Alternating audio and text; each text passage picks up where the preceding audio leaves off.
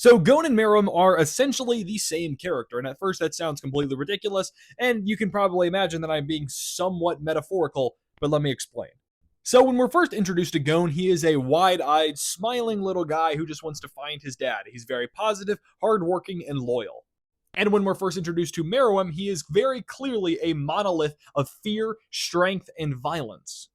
He doesn't smile, he doesn't make jokes or laugh at them, he only lives to conquer. While Gon lives to be happy, to meet his dad, to live a good life and make friends, and that's about it. So how on earth are they the same character? So they clearly couldn't sound more different, and I said that they were the same character. And I lied. Okay, I did not completely lie. There are a lot of similarities between Gon and Meruem, and at their core, they are essentially the same person. They're both incredibly strong and resilient and willing to adapt to any situation if need be. And they are also incredibly loyal and resilient to whatever cause that they deem worth their time. Gon just tends to find a lot more things worth his time than Meruem. However, when the stories of Gon and Meruem end, they could not be more different. Meruem dies with Komugi in a broken castle that he once controlled, and he is utterly nothing. Gon achieved his life dream. He met his dad, and he has made a bunch of friends. However, Gon is the one who lost literally everything in terms of Nen. So why is it that the character who is literally a mass get the happy ending?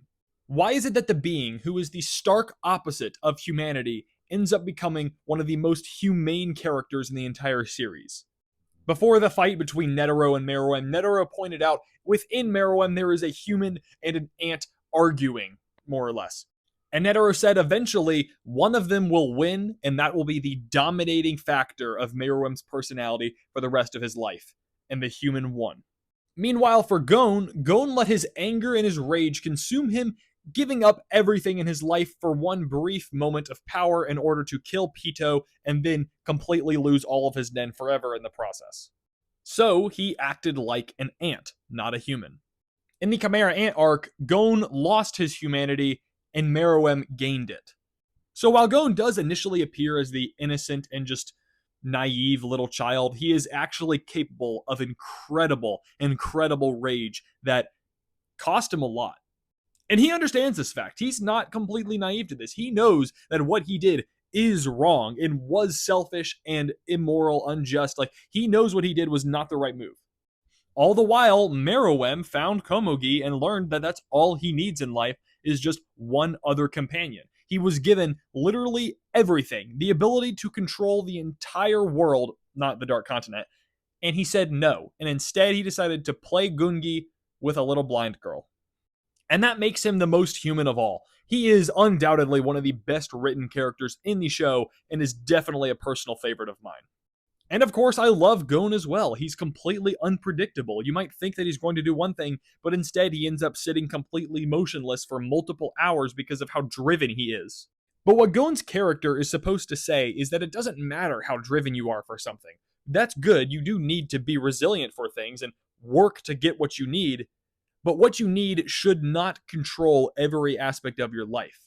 Wanting to avenge a fallen friend should not drive you to inhuman rage that sacrifices a pivotal aspect of your entire character for the rest of your life. That is wrong. That is inhumane.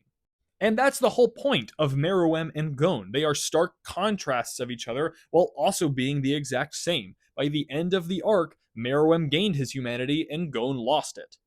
Obviously, it's not permanent for Gon, but that, Meruem's dead, so. So the parallels between Gon and Meruem are one of the best aspects of Hunter x Hunter and are definitely the highlight of the Chimera Ant arc, in my opinion, and it just really showcases how genius the Hunter x Hunter plot is at times. If you watched all the way to the end of the video, thank you so much for joining me. Make sure you hit the like button and comment below, and hit the subscribe button for more videos just like this.